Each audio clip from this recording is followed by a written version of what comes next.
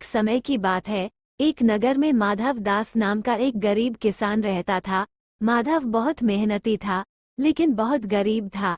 बहुत मेहनत करने के बाद भी वह अपने परिवार का पालन पोषण करने में असमर्थ था। माधव भले ही गरीब था, लेकिन हमेशा दूसरों की मदद करने को तैयार रहता था। उसके घर से कभी कोई खाली हाथ नहीं जाता था। वो बड़ा दयालु था।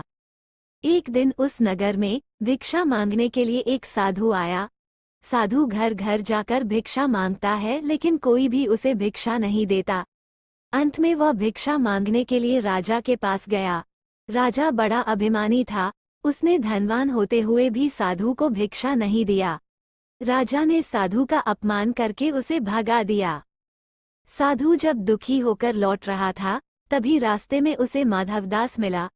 उसने साधु को प्रणाम किया और उसका सत्कार करने के लिए घर ले गया।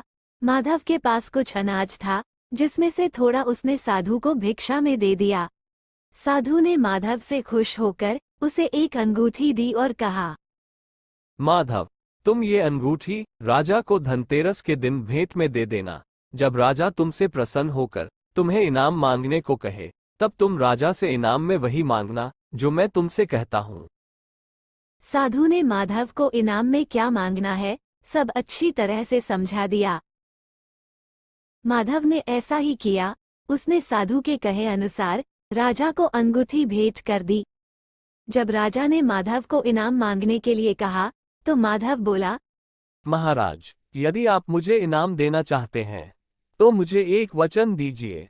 राजा की पूछने पर माधव बोला, महाराज, मैं चाहता हूँ कि दिवाली की रात पूरे नगर में किसी के घर एक भी दिया ना जले। सिर्फ मेरे घर में ही दिया जले, ऐसा वचन आप मुझे दीजिए। राजा ने माधव की बात मान ली और पूरे नगर में सबको आदेश दिया कि दिवाली के दिन किसी के घर में दिया नहीं जलाया जाएगा। यहाँ तक कि राजा के महल में भी दिया नहीं जलाया जाएगा। दिवाली की रात को जब माता लक्ष्मी नगर में भ्रमण करने आई, तब उन्होंने देखा कि पूरे नगर में चारों ओर अंधेरा ही अंधेरा है। किसी के भी घर में रोशनी नहीं है। हर घर अंधेरे में डूबा हुआ है। किसी ने अपने घर में एक दिया भी नहीं जलाया है। ये सब देखकर माता लक्ष्मी को बहुत क्रोध आया, क्योंकि दिवाली के दिन नगर में किसी ने भी अपने घर में दिया नहीं जलाया था। यहाँ तक कि राजा के महल में भी अंधेरा छाया हुआ था। सारे नगर से क्रोधित होकर जब माता लक्ष्मी नगर से वापस लौट रही थी, तभी उन्होंने देखा कि नगर में एक कोने में रोशनी दिखाई दे रही है। वह रोशनी माधव के घर से आ रही थी। जब माता लक्ष्मी वहां गई, तो उन्होंने देखा कि यह घर एक गरीब किसान का है। ये घर माधव दास का था।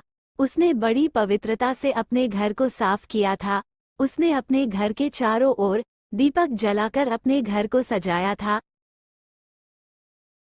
घर के भीतर उसने माता लक्ष्मी और गणेश जी की छोटी सी मूर्ति रखी थी और पूरी श्रद्धा के साथ उनकी पूजा कर रहा था। ये सब देखकर माता लक्ष्मी बहुत प्रसन्न हुई। उन्होंने माधव दास से प्रसन्न होकर उसे और उसके परिवार को दर्शन दिया और उन्हें आशीर्वाद दिया। माता लक्ष्मी के आशीर्वाद से माधव दास रातों रात धनवान हो गया।